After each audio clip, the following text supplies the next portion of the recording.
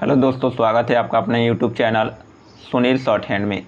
तो आज हम लोग जनसत्ता संपादकीय डिक्टेशन लिखेंगे, जिसमें टोटल 585 शब्द हैं और स्पीड होगा 80 वर्ड पर मिनट। तो इस डिक्टेशन को लिखने से पहले हम इसके महत्वपूर्ण वाक्यांश को लिख लेते हैं, ताकि हमारी लिखने की गति बढ़ जाए। आइए समझ कर लिख लेते हैं, उसके बाद लिखेंगे डिक्टेशन को। लिखना है कि बनता जा रहा है। तो जा रहा है लिखना है, तो देखिए पहले जा हो गया, ज को बड़ा कर देंगे तो इसमें रहा है रही जुड़ जाएगा, तो जा रहा है हो गया। पहले आ की मात्रा लगा दिए। अब लिखना है कि बनता जा रहा है, तो देखिए छोटा वाला ब लिखेंगे, ब हो गया, न हो गया, ता हो गया। ठीक, अब इसी में जा रहा है जोड़ लेंगे तो हो गया हमारा स्पीड। अगर जा रहा है बहुत साथ में आता है, तो आपको बनता तो आ रहा है, तो उसमें आपको जा रहा है जोड़ना आना चाहिए। लिखना है केंद्र सरकार, तो देखिए को बड़ा कर देंगे तो केंद्र हो गया, सरकार को में पहले ही यहाँ पर र की मात्रा जोड़ ली है।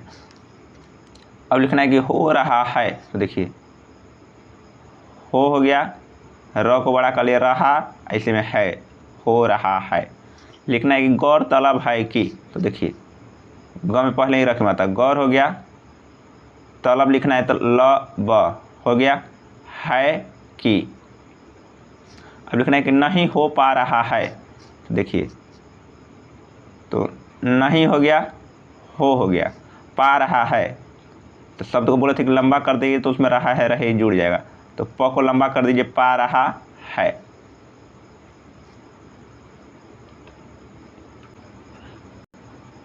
देखिए अब लिखना है कि होता जा रहा है, तो स्व की मात्रा को बड़ा कर देते हैं तो ह जुड़ जाता है, हो गया, त हो गया, होता हो गया, जा रहा है तो जा रहा है इसमें जोड़ लीजिए, होता जा रहा है। अब लिखना है कि जानते हैं कि, तो देखिए छोटा वाला ज लिखिए, ज हो गया, न ते हैं कि, तो एक ही मात्रा लगा लीजिए।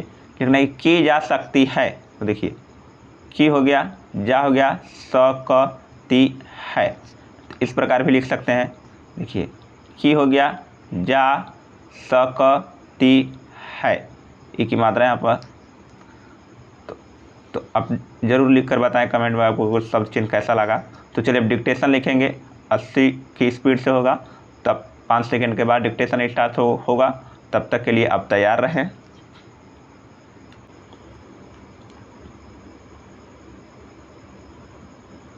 स्टार्ट।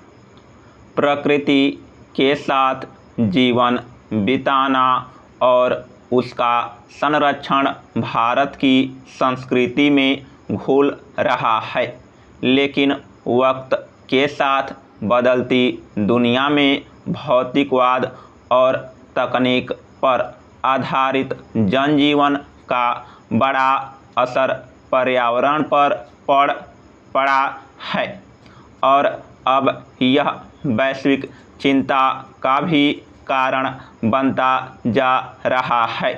यही वजह है कि न केवल भारत में बल्कि दुनिया भर में पर्यावरण को स्वच्छ बनाने या संरक्षण को लेकर आए दिन नई योजनाएं और कार्यक्रमों पर विमर्श चल रहा है, उस पर अमल भी हो रहा है। इसी क्रम में भारत में भी कई तरह की पहलकदमियां होती रही है। अब केंद्र सरकार की ओर से एक नई पहल के तहत देश भर में युवाओं को पर्यावरण जोड़ने के लिए नई योजनाओं और रणनीति को लागू किया जाएगा। इस मसले पर गुरुवार को राष्ट्रीय प्राकृतिक इतिहास संग्रहालय नई दिल्ली और राज्य संग्रहालय लखनऊ ने एक समझौते पर हस्ताक्षर किए। इसके तहत दोनों संस्थाएं पर्यावरण संरक्षण और शिक्षा की दिशा में मिलकर काम करेंगी और इसके लिए स्कूल और कॉलेज के युवाओं को जोड़ा जाएगा। गौरतलब है कि राष्ट्रीय प्राकृतिक इतिहास संग्रहालय की स्थापना राष्ट्रीय स्तर पर पर्यावरण शिक्षा को बढ़ावा देने के मकसद से हुई है।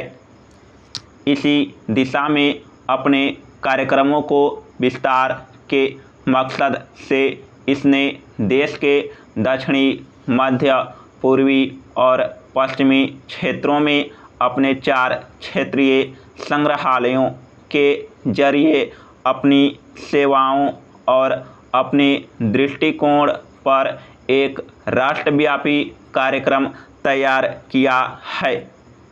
राज्य संग्रहालय लखनऊ के साथ ताज़ा समझौता इसी दृष्टिकोण को ज़मीन पर उतारने की कोशिशों की एक कड़ी है। दरअसल मौजूदा दौर में दुनिया भर में चल रही तकनीकी प्रगति के दौर में जैसे जैसे भौतिकता का विस्तार हो रहा है, आम जनजीवन में तकनीकी सुविधाओं का उपभोग सामान्य होता जा रहा है। लोग प्रकृति और उसके अनिवार्य तकाज़ों की ओर से उदासीन हो रहे हैं। हालांकि आए दिन लगभग हर जगह पर्यावरण को लेकर जताई जाने वाली चिंताएं आम दिखती है। इस मसले पर अनेक संगठन काम कर रहे हैं, लेकिन इसी अनुपात में जागरूकता का प्रसार नहीं हो पा रहा है। अगर केवल प्लास्टिक के उपयोग के ही उदाहरण पर गौर किया जाए तो ज़्यादातर लोग जानते हैं कि इसके इस्तेमाल का नुकसान कितना घातक और दीर्घकालिक असर रखता है, लेकिन इससे बचना किसी को ज़रूरी नहीं लगता। यह स्थिति लगभग सभी मामलों में है।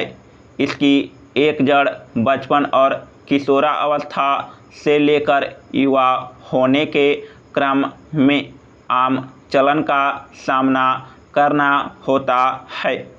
कोई बच्चा अपने सामने वैसी चीज़ों और सुविधाओं का उपयोग आमतौर पर होता पाता है, उसमें सुविधा भी महसूस करने लगता है, जो आगे चलकर न केवल उसके लिए बल्कि व्यापक तौर पर प्रकृति और पर्यावरण को नुकसान पहुंचा सकती है।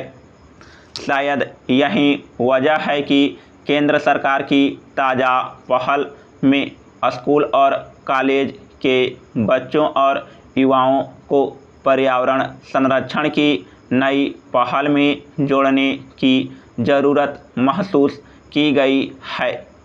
यूँ भी अगर किसी मामले में व्यापक बदलाव की ज़मीन तैयार करनी है तो उसमें किशोर और युवा आबादी को सक्रिय रूप से शामिल करना होगा।